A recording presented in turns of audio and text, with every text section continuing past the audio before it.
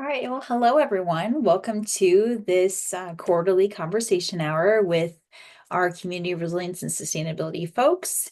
This call will be led by Maggie Dennis. So I'll go ahead and hand over to Maggie so that Maggie can introduce herself, and then she'll pass back to me to go over some logistics. Hey everybody, I am Maggie Dennis, the Vice President of Community Resilience and Sustainability. Welcome to the Conversation Hour. As you know, am able to talk about issues, complex, simple issues, whatever kind of issues you want. I can't talk about specific details and cases, but I'm happy to talk about some of the problems and challenges that we face, and also maybe some of the wins that we've had if you plan to bring good news. Before I pass it back to Jackie, though, I do want to briefly note that we have a special guest who has agreed to come and join me. Jacob Rogers is one of my closest partners in the trust and safety space. We work very closely with him as an attorney to help us understand both what our mandate is and also how to handle some specific issues we run into. Jacob is an associate general counsel, and let me pass over to him just to say hello. And then he can pass back to you, Jackie. Yeah, hi everyone. I'm Jacob. I think I have met many of you on calls or in person before. I've been at Wikimedia for slightly over a decade now. The time has flown by. And my main work is overseeing various parts of the foundation's like litigation, risk mitigation, as Maggie mentioned, supporting the trust and safety work. So I have a range of experience working on different parts of the world, different jurisdictions, different cases. So I will pass back to Jackie. All right, well, welcome in to those of you who've just popped in and those of you who are on YouTube. Thanks for joining us. I'm Jackie Kerner. I am the communication specialist for community resilience and sustainability. Here in the room, Zoom room, we have some staff members who will help support some of the questions asked here. And thank you everyone who submitted questions ahead of time. Just a reminder, those of you in the Zoom room, you can use the hand raise feature, or you can type in the chat when you would like to be added to the queue. And you're welcome to share your question there in the queue, or say that you want to voice that question yourself. Either way is perfectly fine. Folks who are joining on YouTube, feel free to put your question in the chat and then I will add it into the queue. Thank you so much. And I will go ahead and get started with the questions. You ready, Maggie and Jacob? All right, let's do this. All right, so first I'll read the question and then I'll paste it on YouTube and in the Zoom room chat so then folks can also read the question. And also, folks, please, I forgot to share this. I'm a native English speaker, so please feel free to tell me to slow down if at any point I'm speaking too fast, or let me know if I've used a colloquial term that you need to have switched out, because I certainly am from the Midwest and sometimes use some of those Midwestern US terms. So apologies. So people with a lot of money and time can target a lot of abuse against editors. What has the foundation done to protect them? These types of threats are creating a chilling effect on content and drive people away. Great, so I can start on that. I think this question is a very broad question, and I think of editor safety or editor protection as something that kind of goes in many layers. So the first layer is just sort of basic digital security that editors practice. So if you are an editor and you are working on something and somebody sees that you are working on that, they see your username or maybe your IP address if you're not logged in. And we are working on switching out from IP addresses to temp accounts, which is a whole other project. So that there's like this question of, what can someone learn from that? Like if somebody sees that you're working on an article and then they Google your username, does that lead them to your real name? Does it lead them to your workplace? Does it lead them to your social media? Or is it something that is relatively separate and kept just to Wikipedia? I think a number of the different language projects even have options for people to make legitimate sock puppet accounts. Like if you're going to work on something to be controversial, you can make a sock puppet and register it with admins on that project.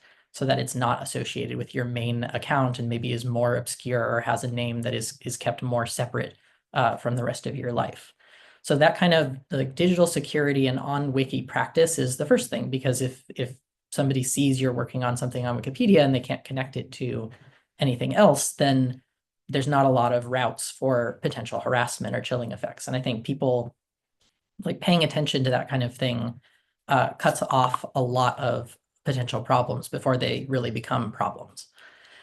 The second thing on top of that is that the foundation has very little data about most users. So if somebody is stepping up their harassment and trying to come to the foundation, we generally don't really know anything about users in most cases.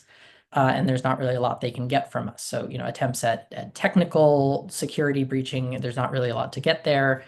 Attempts at more kind of like social engineering type security breaching, there's generally not a lot to get there.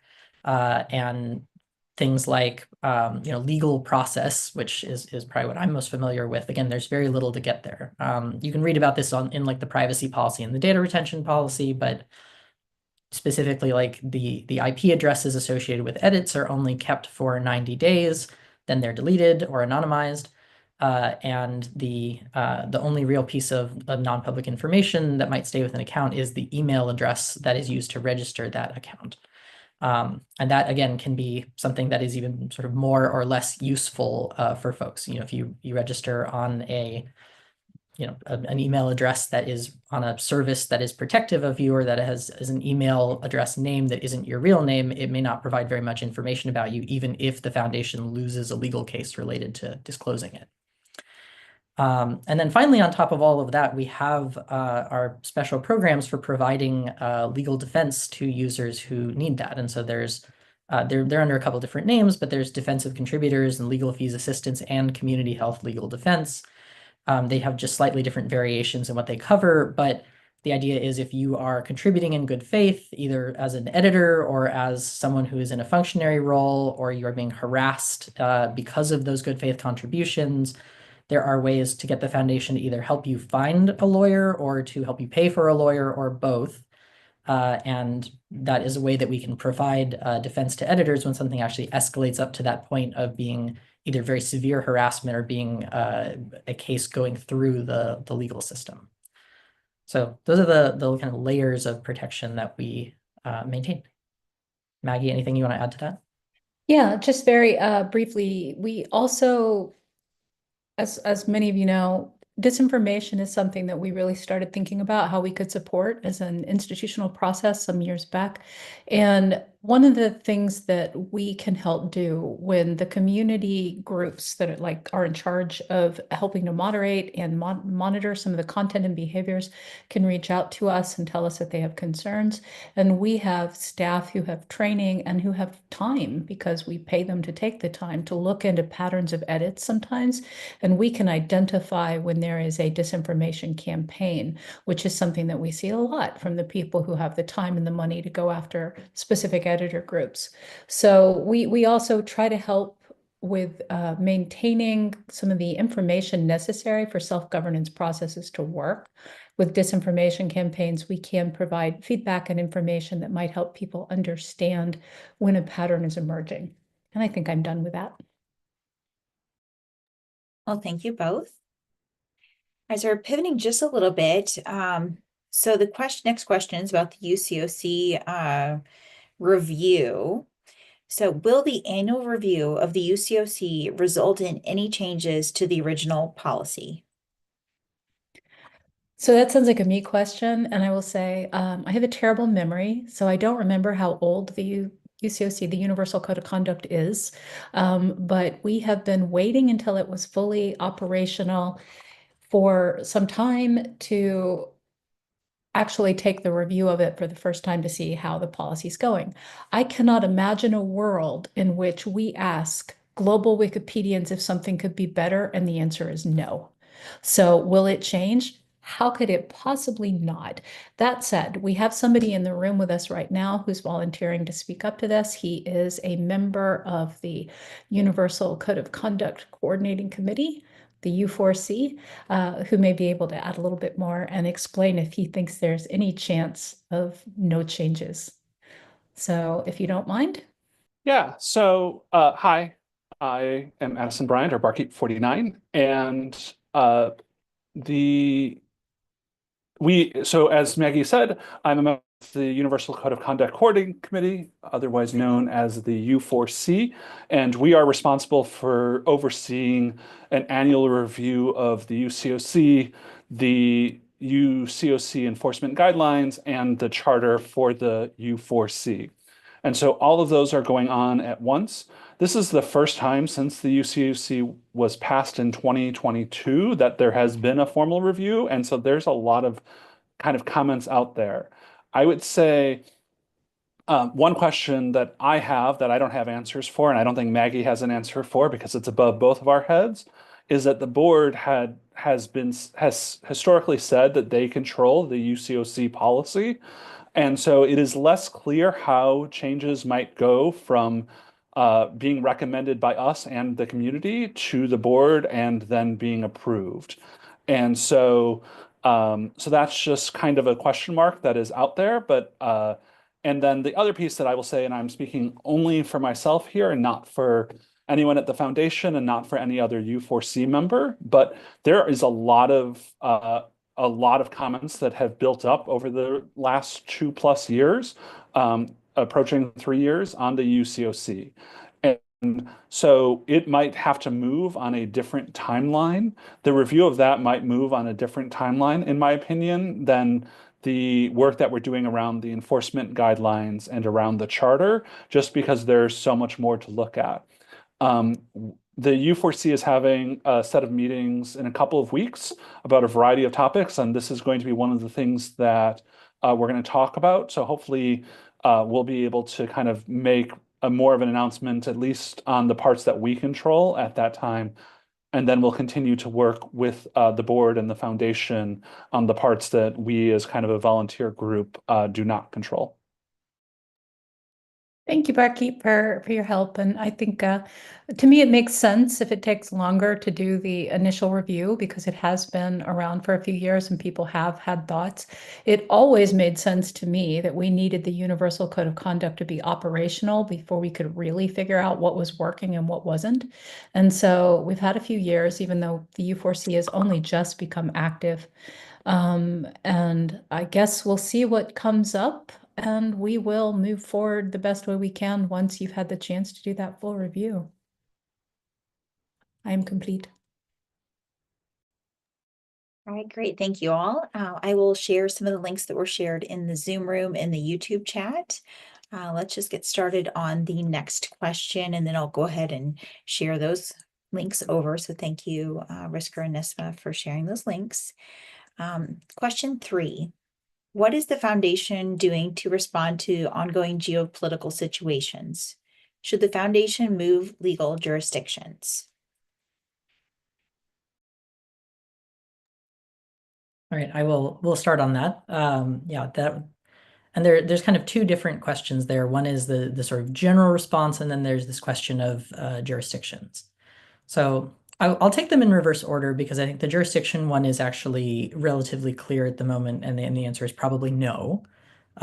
It would probably not do very much because the projects would remain accessible in the United States, and many things would still be subject to US law, even if the foundation moved its headquarters to a different jurisdiction. There's also a lot of international treaties that make things like intellectual property claims look more or less the same in any event, regardless of where you're based.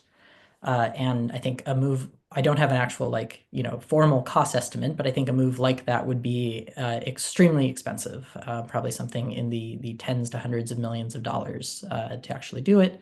That is just my off the cuff guess. Again, I have no formal estimate, but I see that as sort of like one of the most significant, expensive, and extreme possible options, representing you'd only do that if it was like the only solution to such a major problem that nothing else made sense. What are we doing to respond though? So I think there are a whole bunch of different geopolitical situations happening all around the world at the moment. There is the changing situation in the US, which consists at the moment of a bunch of executive orders being implemented in different ways on a kind of day-to-day basis changing. There are major new European regulations that are in effect, particularly the Digital Services Act, or DSA, which is going into its second year. The UK has been working on their Online Safety Act, which is getting a vote in Parliament in a few weeks, and we're looking at what to do about that.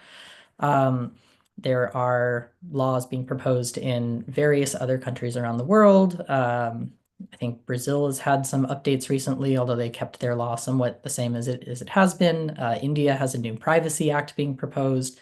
So there's like a whole bunch of different geopolitical situations happening. When I think about how we respond to that, there's a strategy and there's a logistical element. So strategically, we are monitoring all of these things. We are looking at how they apply to the foundation and potentially to users. I think there is a significant, this is going to get sort of a little bit deep in the legal intellectual side, so stop me if you have no idea what I'm talking about. But there has been a really significant shift in the way that legal jurisdiction is thought about when it comes to hosting websites over the past 3 to 5 years. Maybe even starting with the GDPR in the EU, which started in 2016, but it sat kind of alone for a while, and then a bunch of other things followed its model. But it's been this idea of countries passing specific laws that extend their formal legal jurisdiction to companies or to website hosts that are not located in the country or don't have like really strong targeted connections to the country. But because they want this like broad regulation of website hosting, they are passing laws that have this like really expansive jurisdictional effect. And those laws make it possible for the courts in those countries to then bring cases, or for regulators in those countries to then make demands under those laws that they previously may not have had jurisdiction to do.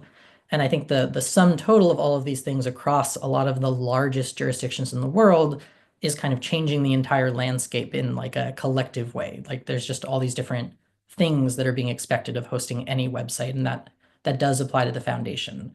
And so we have been looking at these different laws. We have folks doing internal legal analysis. We have outside counsel. We have policy folks. We talk to the different chapters and sometimes user groups around the world. We talk to users in different languages. We also take concerns from users in different languages, as Maggie can talk about with her team. They're very open to hearing about problems happening in different geographies around the world, and are doing our best to keep our strategy updated in light of all of these changing requirements and obligations. I realize that is an overall kind of vague answer, but that is the idea there. I think at an operational level, what that has meant for the foundation internally is that we've focused more of our work around these types of issues. We have like internal meetings that like focus on thinking about some of these changing laws. We have cross-functional teams. We're trying to brief each other, all that kind of like corporate collaboration where we are all like sharing this information and talking to each other and trying to make sure that all the different work that the foundation is doing is thinking about the changing legal and regulatory situation around the world as it is happening. Obviously, it is moving very quickly in some places, especially the United States right in this moment. And so there's a little bit of like just watching what is happening and seeing where things are going to settle out, and just doing our best to stay as informed as possible, and then figuring out what we actually need to do as things settle down a little bit.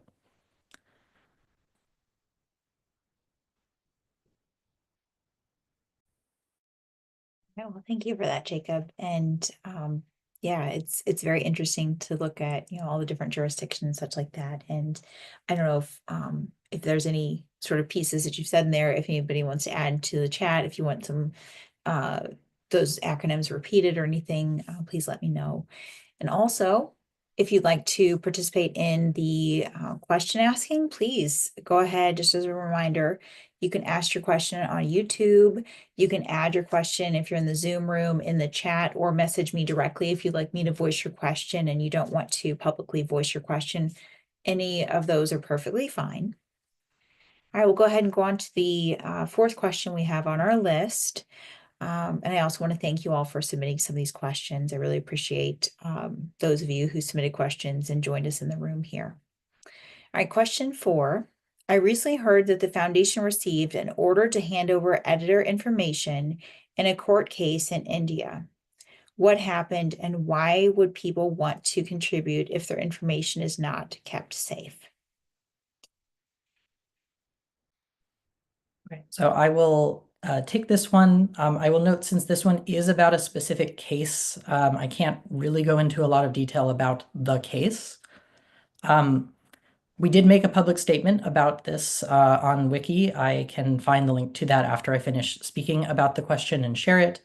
But the brief specific answer is that we provided data to the court, but not to the opposing party. And that data was limited to non-identifying information. And so that was how we moved through that. The broader issue that I think this raises, similar to what I was just talking about, is this question around the world of different laws having broader jurisdiction. And I think the way that I think about this is the Wikimedia Foundation can do a lot to protect editors. Again, starting at that base level of just not having very much data in the first place, so that if people come to us, there's not really much for them to get. And then if they do come to us and demand data, we can oppose those demands legally to the greatest extent possible. And we can also sometimes work with editors to support them getting their own lawyers and bringing their own opposition to those kinds of demands. And I will say that can be more effective than what the foundation can do. Like there are many cases in many jurisdictions where the person whose data is going to be affected has more rights than the foundation does itself to oppose the data disclosure. And so if we are able to let that person know and that person is able to get a lawyer with or without our support and then bring that opposition, that might give them a better chance of not having even a small amount of data be disclosed. All of that said, some of this does relate to like the quality of work on Wikipedia. Like almost all of these sorts of data claims relate to content on Wikipedia. Somebody says that something on Wikipedia is false or poorly sourced or written in a way that is extremely insulting, or that it somehow like steals someone else's property. And the better the complaint, the harder it is to defend an editor. Like if you go on Wikipedia and you write a bunch of unsourced lies, then it is very likely that the foundation will lose in trying to defend that claim. And if you oppose it yourself, you might also lose in trying to defend that claim. If you go on Wikipedia and you write very carefully and use good quality sources and you ensure that what you write reflects those sources, then there is a much better chance that we can defend that and you can defend that, and therefore nothing will be disclosed. And so that quality of work issue is, I think, a particularly important one. And I think it becomes even more important in the context of these changing jurisdictional requirements, because there are a lot of these countries around the world now are willing to say they have jurisdiction over a case based on where the article subject is located. This is actually something that was in the terms of use update conversation in 2023. We added that to the terms of use as a little bit of a warning for folks, because we are seeing more and more courts take a case based on the location of the article subject, even if the user may or may not be located there, and let that kind of case go forward, and that can make it more difficult to defend and like more inconvenient for everybody. So the quality of the work on like BLP type articles, especially, I think, is a really important aspect of that. And I will find the public statement link in just a moment and share that in the chat.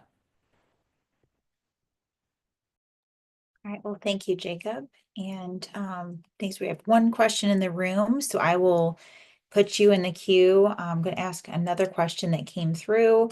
And I just want to thank this person for always submitting questions that sort of lighten the mood, because it definitely can have a bit of heavy energy in these calls, talking about some of the really difficult things that are happening in our world right now. So this person asks, What's up with the cow, Maggie? No. This person asked, wanting to ask for a while, what's the story with Maggie's cow? So I don't know if y'all can see, there's a painting that's always behind Maggie's shoulder that is of a cow. Yeah. So the first thing I have to say is please don't take away my dream of cows. I met a sheep as an adult and it smelled terrible. I have not been close to a cow since I was a little girl, and I prefer to think that they are all as benign as this one. So I like cows, and when you're a mother and you like something, you get a lot of gifts that are related to that thing. My house is full of cow memorabilia. This particular picture was a gift from my darling daughter-in-law shortly after she and my son met. And I love her energy. I'm assuming it's a her. It might not be, but I call her a her. She's just always smiling and kind of benignly looking over my shoulder. So when I catch glimpses of her on my own camera, she makes me feel more peaceful and relaxed. So that's the story of my cow. She does not have a name, by the way. I'm not sure why, but she's just my cow. Okay, I'm done. And that was a fun question. All right, well, thank you for that. And I would just want to also voice BLP is Biographies of Living Persons. And I have shared for that question asked on YouTube. I've also shared a link to the MetaWiki piece that can link you out to the different policies and things happening around there. So thank you for asking that question. All right, going on to a question that was shared in the chat from Peace Ray. So thank you for sharing this. I was talking with some other Wiki Conference North America organizers. We recognize that the current U.S. visa restrictions provide undue and perhaps insurmountable obstacle for many from other countries and countries in our area, and that Canada may not be much better. Wiki Conference North America 2025 will be in New York City this year. But some wish to think about future years under the current United States administration. Can you guide us as to a source for learning what visa requirements that other countries and dependencies in our area have? This will be useful in considerations for future Wiki Conference North America conferences.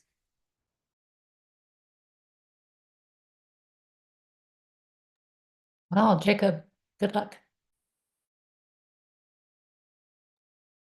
The visa thing is not something I am particularly familiar with in my practice area either. So I think the answer to this question is probably contact the foundation through like one of our like support channels for something like this. So this might be something that the grants team could help with, or maybe like some folks in the trust and safety team would have thoughts on like conference organization, or I'm going to have to throw this one back to Jackie or Maggie or other folks on the call, sort of like who would best advise on like how to organize a conference in a different location. I mean, we have some people at the foundation who do this as a, for a living. So I'm sure we can get some feedback from them. Although if there's anybody on staff in the room right now who has thoughts, or frankly, even volunteers in the room with experience who have thoughts, I'd love to hear them. Pausing just in case somebody goes, I know all about visa issues. Anne? I'll just mention that visa regulations change so fast amongst countries that it's very difficult to plan for a significant length of time. Canadian visa regulations change probably 2 to 3 times a year, and that's Canada. I mean, it's a pretty stable country. We can anticipate multiple changes in the US in the next year to 2 years. And even in Europe, changes are happening fairly quickly. What is required today is not necessarily what's going to be required even at the end of January or the middle of July. So the best you can do, anybody can do, is hope for a decent snapshot. These things are changing so fast that it's really, really hard for anybody to plan long term. And even at the best of times, the foundation and anybody who's dealing with these things does not have control over the governmental organizations that issue the visas. So we don't usually know enough about the person who's going to apply for a visa, and we probably shouldn't, to know whether or not they actually have a good chance of getting one. We don't know whether or not they have a history of something that that particular country is opposed to or will not permit. They may be on medications that they're not allowed to bring into countries and things like that. I mean, we've definitely encountered that. I mean, you can't send people to the Middle East with narcotic medication. It's really that simple. So things like that we don't necessarily know about and we can't control for. But the best we can do is use the best information that we can. And there are probably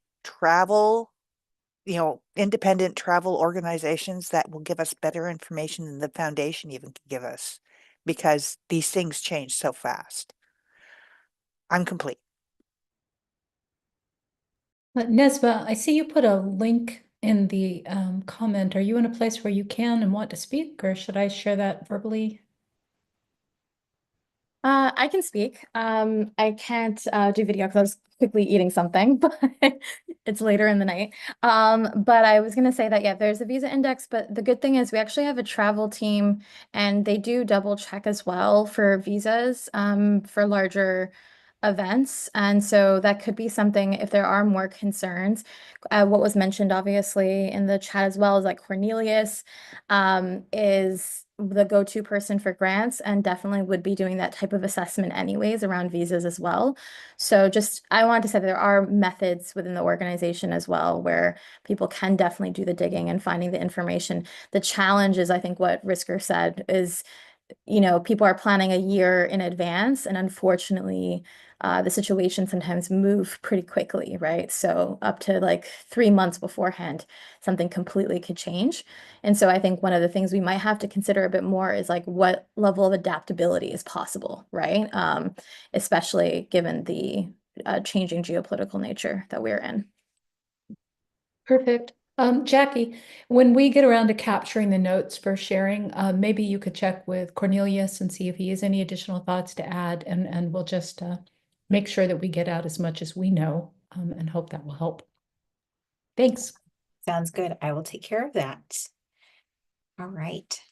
So, and thanks for adding the question in the chat. And again, folks, this is encouraged and welcome to add questions as we go through. All right, I'll move to the next pre-submitted question. We have about a little bit less than 30 minutes left on the call. Just wanted to note that. So we have the next question. I noticed the reporting process for affiliates is changing. The new format is difficult for smaller affiliates.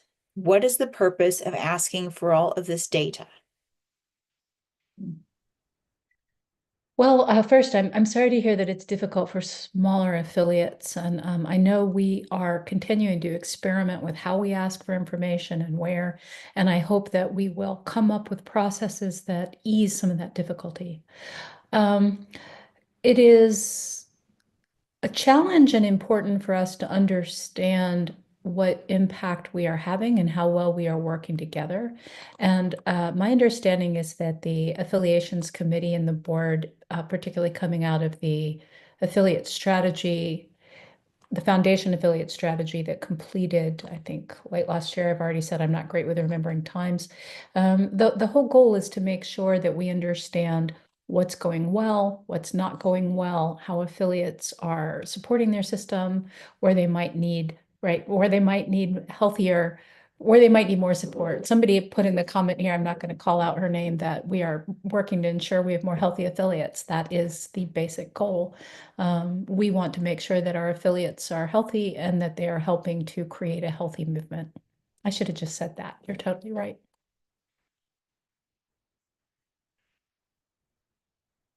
Should I voice that for you, oh board member?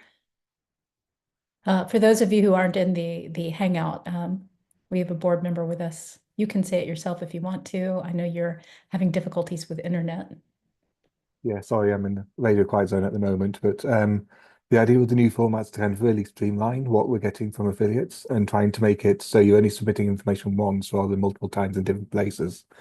And it's trying to ask the important questions, as others have been saying, to make sure that affiliates are staying healthy and doing well, and we can spot problems before they become bigger ones in time, and kind of really provide more assistance over time, hopefully, in a constructive way. I'm complete.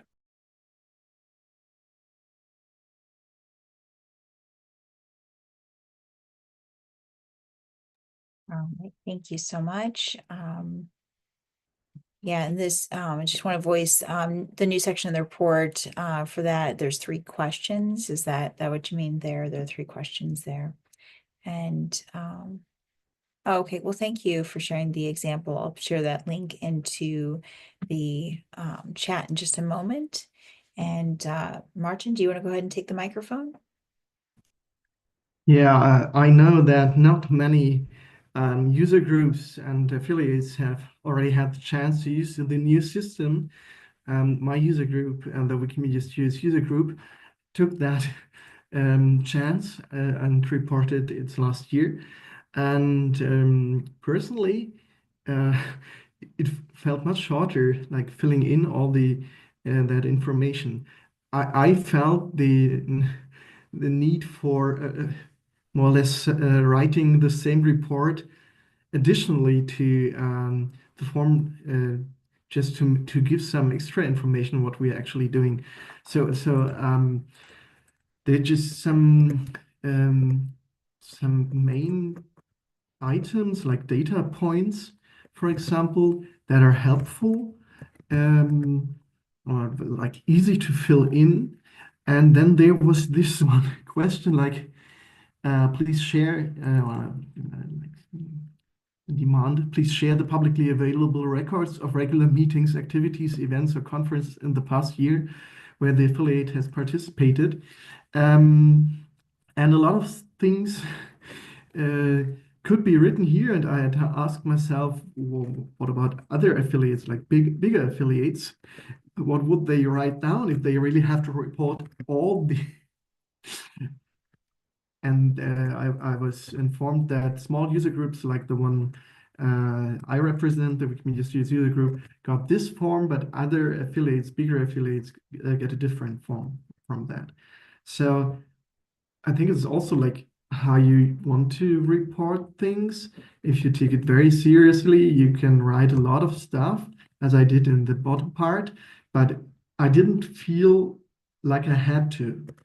I had to fill out these data items, and that was easier than writing a full report as in previous years. I still did this because I wanted to, but yeah.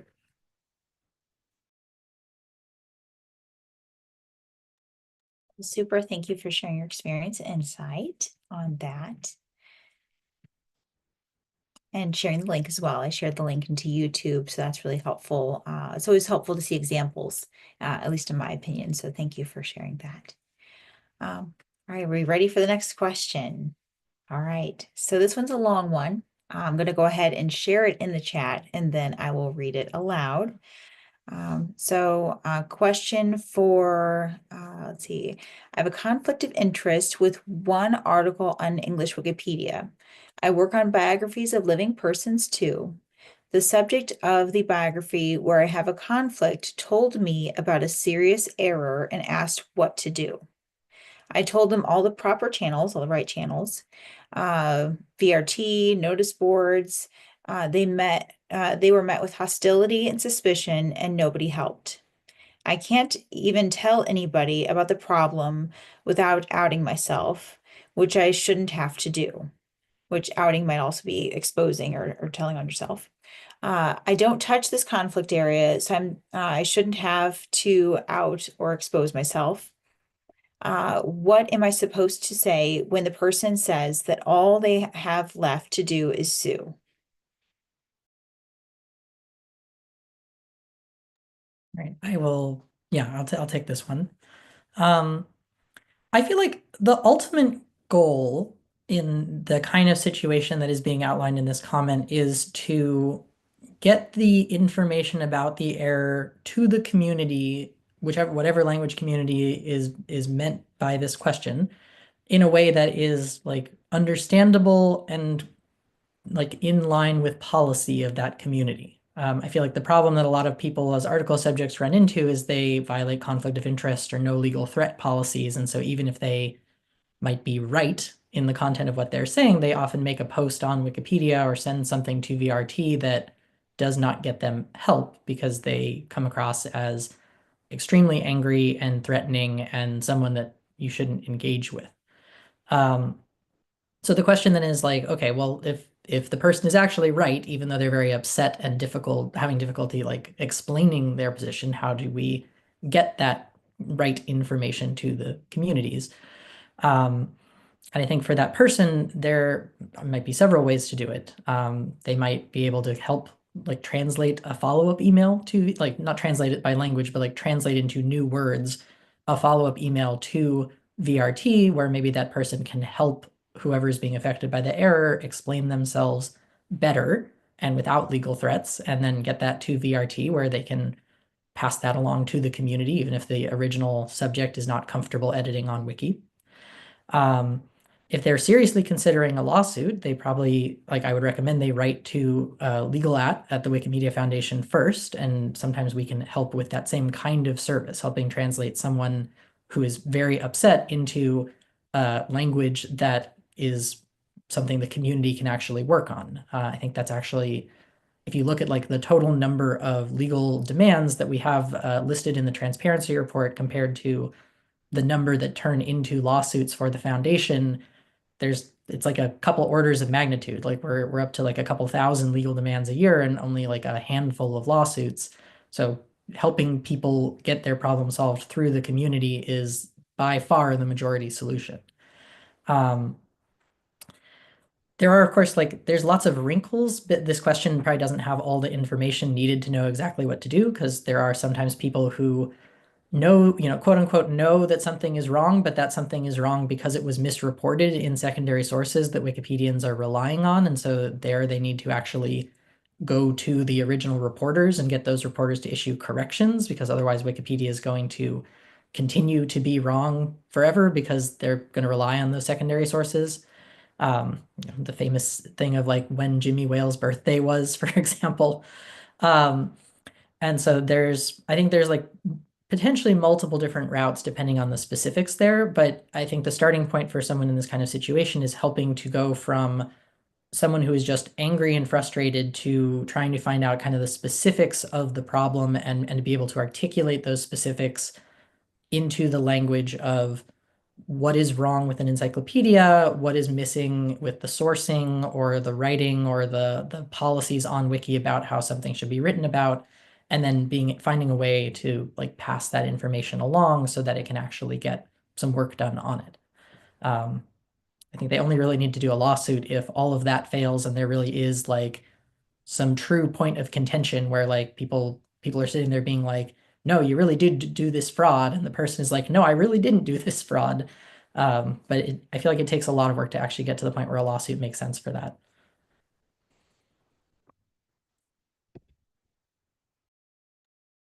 All right, well, thank you very much for that. We had a couple questions come in, one in the room chat and then one on YouTube. So let me just go ahead. I'll take the one in YouTube and then I'll review the question. Thank you, question asker, while that's being discussed. So I'll share the one from YouTube. So give me just a moment to copy that and paste. Thanks y'all for your patience here. Sorry, we have to, the chat only allows so many characters, so I'm having to copy multiple comments here.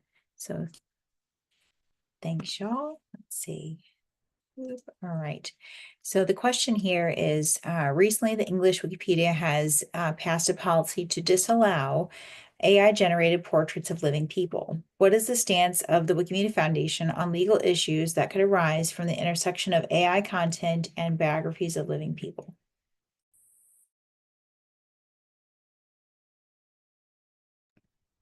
Okay, this is an area of legal specialty for me, so I'm gonna give you all a little lecture on like AI content. Stop me if I go too long on this one. So there are like two different aspects of this. One is the status of the AI work like under copyright law. Like, is this even something that can be done? Is it a free culture work that fits with Wikipedia policies? There are several different like areas of guidance and lawsuits and different things about like AI inputs and outputs. Roughly speaking, like the Copyright Office in the United States just issued guidance, I think like a day ago about some of this, and their stance remains that AI created outputs are probably not copyrightable. And if someone is just prompting the AI, that does not give enough human input to make it copyrightable. So an AI generated image likely does not violate copyright law and would not obligate the foundation to do like a DMCA takedown if someone complained about it. But when you get to like images of living people, there might be non-copyright rights that someone could have. That could include like a right of personality in like their own image, which would vary a little bit in sort of the like for-profit, non-profit context, which could create either a legal problem or this is legal, but it's not in line with Wikipedia policies kind of situation. Like if somebody says this is reusable for any purpose, that might be a lie. It might be not reusable for commercial purposes, even though it is reusable for non-commercial purposes. So that is essentially like an unanswered area of law right now. There have been a couple of like there have been proposals in I think both the US and Europe for new laws around like a right to one's own like image and voice in the AI context. But as far as I am aware, and that my awareness is not perfect on this, but as far as I am aware, those laws have not been fully passed anywhere. The EU AI Act has some stuff about sort of like risk levels when it comes to these sorts of things. So if you have like an AI that is generating a lot of high risk material, which might include like fraud and impersonation, then that AI is subject to extra restrictions and safeguards, but that doesn't mean that each individual image is. So there's a bunch of like different things around that, but the actual image itself is probably usable in some form. I think that like there's potentially a lot of Wikipedia policy questions here. So kind of going back to the previous question about what do you do if somebody is just upset about what is on there and they feel that it is erroneous in some way and they're having trouble getting traction there. I feel like that is a potential thing that could occur in the context of like AI imagery or AI generated content.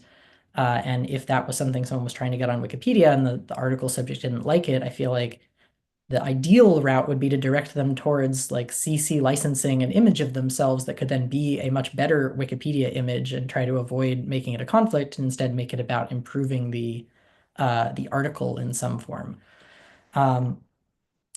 There are also some of these like bigger questions around like, is any AI generated content truly safe because maybe it is actually violating the copyright in some piece of its training data?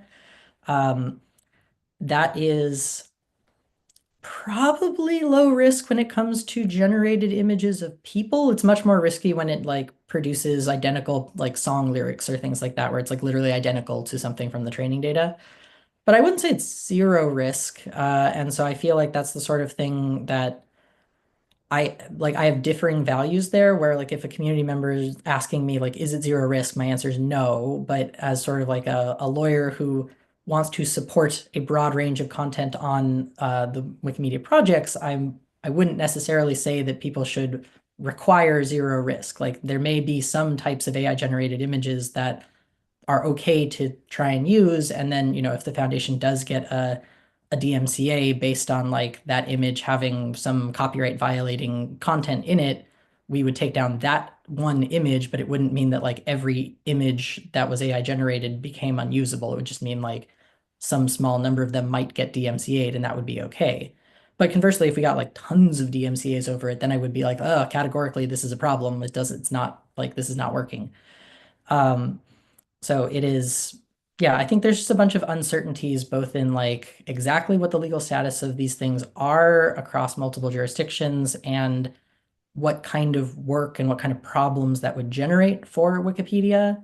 So I wouldn't say like the foundation would not take the approach of like this must all categorically be banned from the projects, but neither is it like a zero risk situation. And so I think communities should be probably just like really thoughtful about how something like AI generated images works for the policies of that particular language wiki, because I think it could potentially even vary based on like, for example, like if you were trying to do an image of a person who is currently dead and you can't get a CC licensed image of them, you probably could come up with an AI image that more or less fits like the English language non-free content policy criteria, but maybe other languages that don't have as expansive a non-free content policy would not want that same thing. So there's like, that kind of like language variation could also be possible.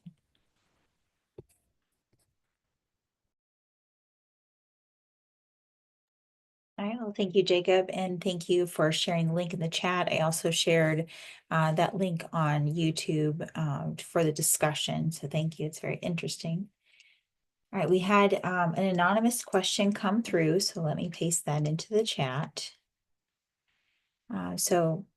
This question is there a protocol if a volunteer is harassing, stalking, bashing, telling lies about someone who is employed by a Wikimedia affiliate? The affiliate is taking some steps, but I wonder if there is some way to block this person on the global level. So while Jacob might have something to say to this, I'm going to start. I oversee the team that does trust and safety, and I'm going to say first from my heart, absolutely, we are here to protect the community. Affiliate staff are community. My staff are community. Volunteers are community. We are all one movement, and that kind of behavior is not okay. It's not just about protecting the individual, it's from protecting other people, because that kind of behavior isn't limited. I am also going to admit, because many of you have been around a while and are going to go, but Maggie, what about that case? What about that case?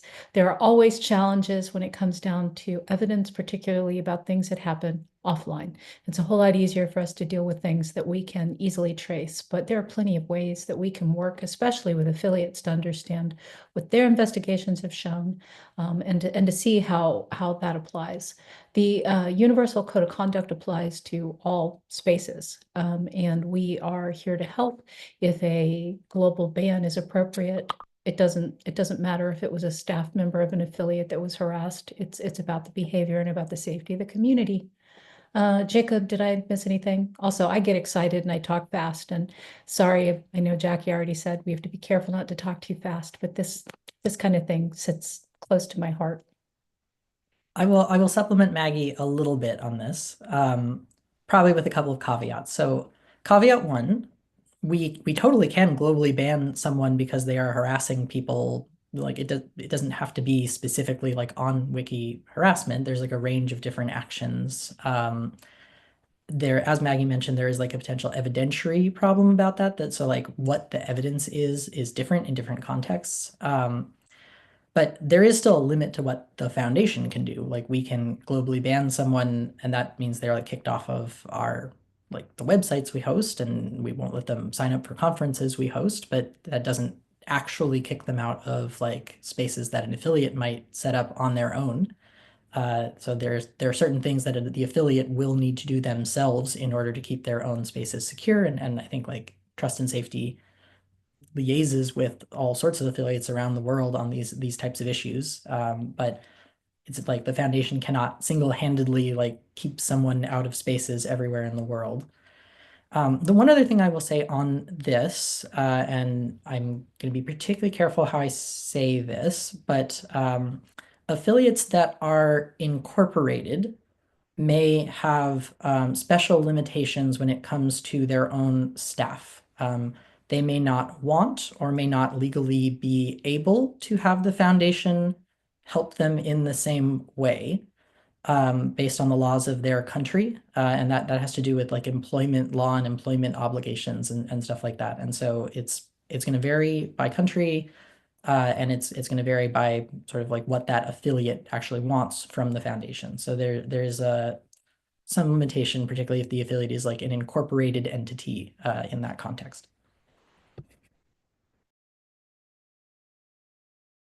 Well, thank you for that question. I know that's a delicate question, and thank you both for answering that question.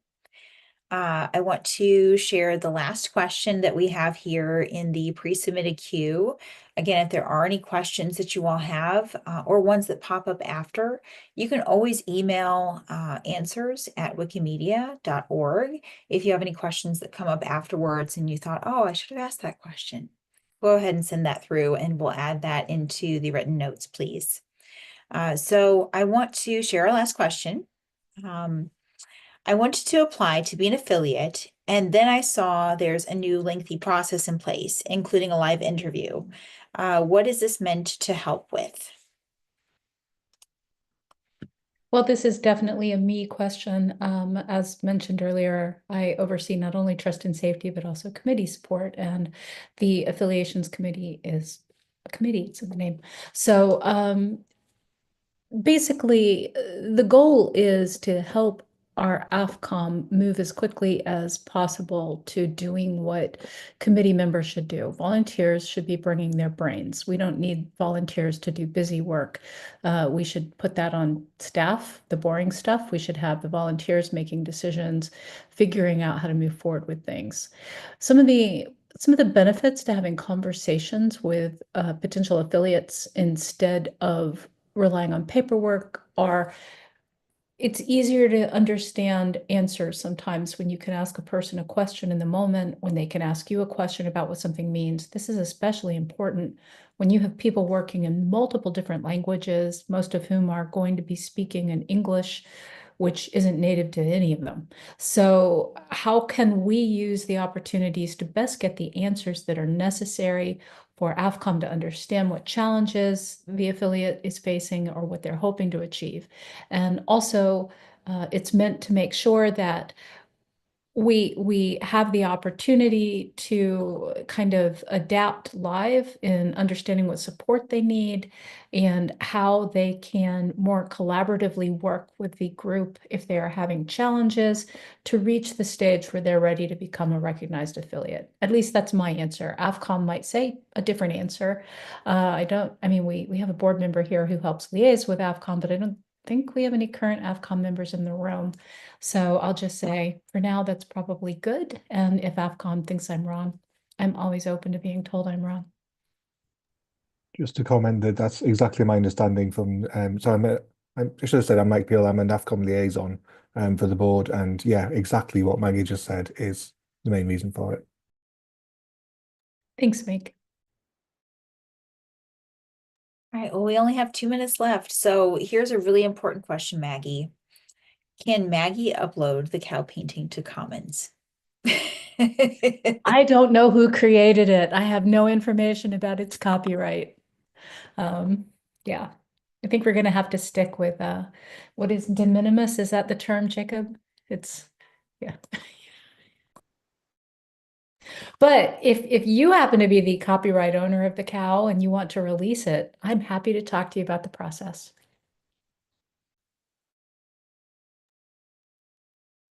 All right, and let's see. Oh, do we have a Wikimedia mascot for 2025? I'm thinking a certain cow could work well. So yeah. So there we go. We're all nominating the cow.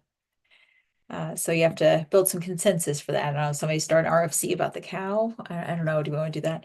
Anywho, thank you all for joining us. We are about 1 minute before we close. I just want to thank you all for joining us in the room. And I want to send an especially large thank you to Jacob for joining us in this room and answering some really tough and some really challenging questions that are all on our hearts and minds lately. So I really appreciate that. And you all got some positive comments elsewhere. So much appreciation to you. And thank you all for coming and spending the time with us, regardless of the hour. I know some of you all, it's a very late hour, so I appreciate you for doing that and sharing your questions, and look forward to seeing you all soon. Bye.